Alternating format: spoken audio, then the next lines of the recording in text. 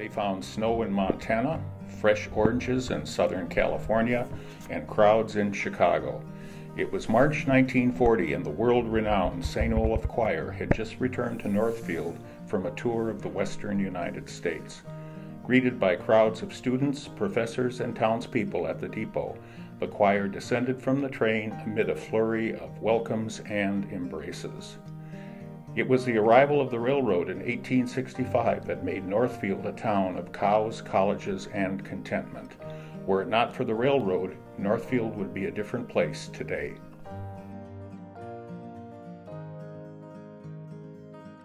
In 1866, the Minnesota Conference of Congregational Churches cited the railroad as the reason it picked Northfield as the home for Northfield College, which later became Carleton College. The minutes from the conference noted Northfield is on the Minnesota Central Railroad. What other than a central railroad should it be on, if it is to have a college for the whole state? Then, in 1874, a group of clergymen and local farmers established St. Olaf Academy, which later became St. Olaf College. After the support of the United Norwegian Lutheran Church was withdrawn about 20 years later, the college struggled financially for several years.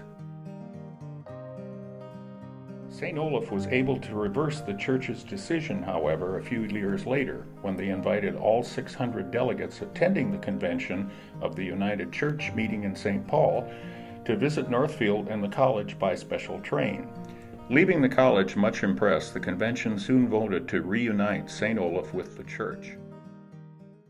Students from around the state, the country, and the world would come to Carleton and St. Olaf. The depot was always bustling at the start and end of semesters. When people were coming and going, everybody sorry to take leave of their friends for even a short time, anxious to come back, and full of youthful vigor and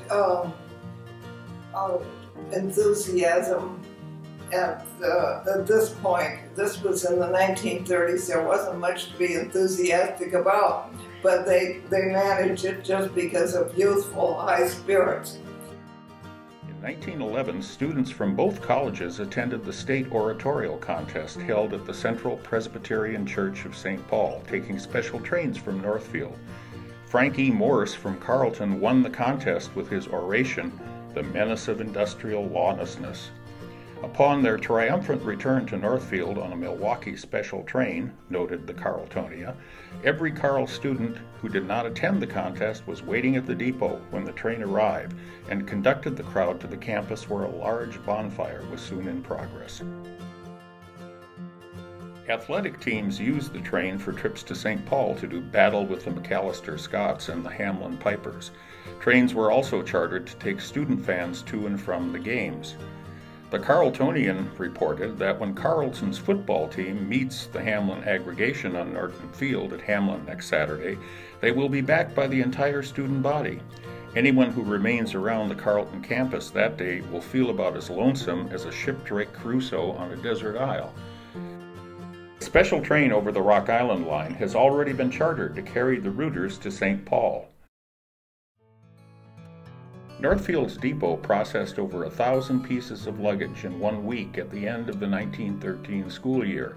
Residents, the colleges, and railroad passengers complained about overcrowding. There were calls for expansion of the 1888 depot. But the Milwaukee Road was under financial pressure from its 1909 Pacific extension, and it was reluctant to spend money on depot improvements. A baggage house was finally added in 1917, but the overcrowding persisted.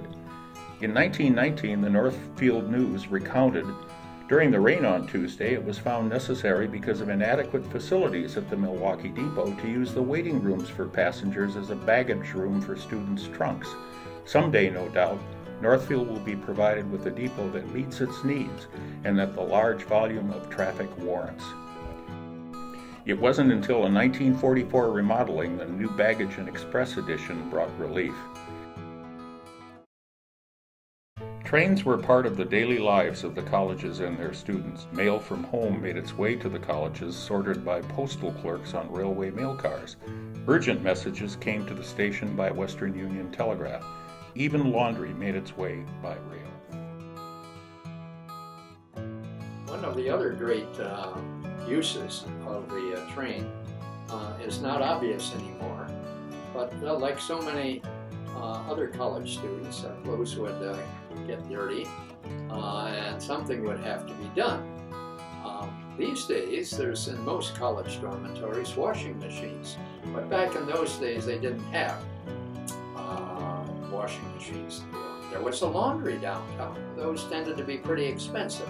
Or you could get a laundry box, and it's pretty spacious. You could easily get a week's laundry, and of course there'd be those students who would send it home once a term, having worn their clothes longer than they should have.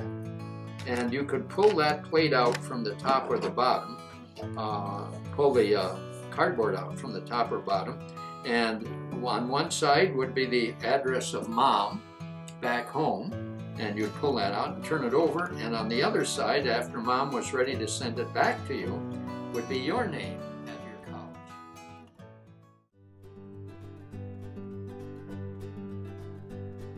The railroad helped the colleges grow and gave students the opportunity to explore the world beyond the campus. Yet, as roads improved and automobiles became more common, railroad passenger traffic declined. Buses took over for short trips to the Twin Cities, and Boeing Stratocruisers and 707s replaced the dining cars and Pullman sleepers of the luxury limiteds. 8 daily passenger trains called on Northfield in 1940. By 1969, it was down to 2, and in July of that year, the Rock Island's plainsmen departed for the last time, ending all railroad passenger service to our town of cows, colleges, and contentment. Northfield's 1888 depot is the last symbol of our city's railroad past. With help and support, the depot can be saved from destruction and refurbished, serving as an attractive welcoming center and a place for community events in a complex similar in appearance to the 1917 plan. Help us return the 1888 building to its former glory in the heart and life of all Northfielders.